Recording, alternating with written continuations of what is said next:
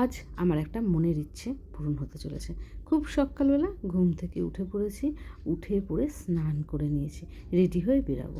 আজ বহুদিন ধরেই জানো তো আমার মনে একটা ইচ্ছে ছিল, আমি নৈহাটি বড়কালী মন্দিরে গিয়ে পুজো দেবো, মায়ের দর্শন করব। কিন্তু কিছুতেই যাওয়া হচ্ছিল না। বারবার মোবাইলে নৈহাটি বড়কালী মন্দির দেখে দেখে না বারবার একটা কথাই মনে হতো, কবে যাব, আমি কবে গিয়ে মায়ের পুজো দেবো, মাকে দর্শন করব। কিছুতেই যেতে পারছিলাম না। কোনো না কোনো কারণে আমার যাওয়াই হচ্ছিল না। অনেককে বলেছিলাম নিয়ে যাওয়ার জন্য, কিন্তু কেউই নিয়ে যেতে পারেনি, কারোরই সময় হচ্ছিল না। অবশেষে আজ সুযোগ হয়েছে নৈহাটি বড়মার মন্দিরে যাওয়ার আর মাকে দর্শন করার।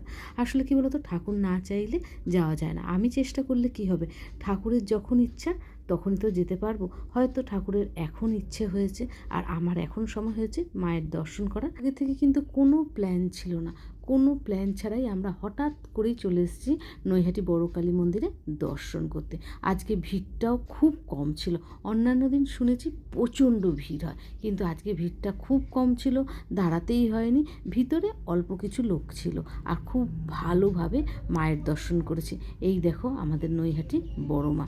ভিতরে খুব একটা ভিড় নেই, তাই আমাদের বেশিক্ষণ অপেক্ষা করতে হয়নি। আমরা কিন্তু খুব ভালোভাবে মায়ের পুজো দিতে পেরেছি। এখানে আসতে পেরেছি এটাই আমার কপাল, কারণ আমি অনেক দিন ধরে আসার চেষ্টা করছিলাম, কিন্তু কিছুতেই আসতে পারছিলাম না। ভালোভাবে পুজো দিয়ে বেরিয়ে এসে দেখলাম অনেককেই দণ্ডি কাটছে। আমাদের বেশিক্ষণ লাইন দিতে হয়নি।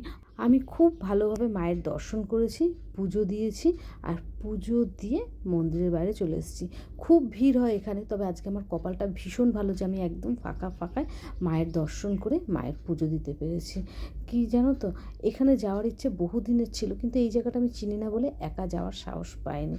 আজ কপাল ভালো ছিল আর মাও ডেকেছিল, তাই জন্য এত ভালোভাবে মায়ের মন্দিরে পৌঁছেছি, মায়ের মন্দিরে পুজো দিয়েছি, মন ভরে মাকে দর্শন করেছি। এইভাবে যে আমি বড় মায়ের দর্শন পাবো এটা আমি ভাবতেও পারিনি।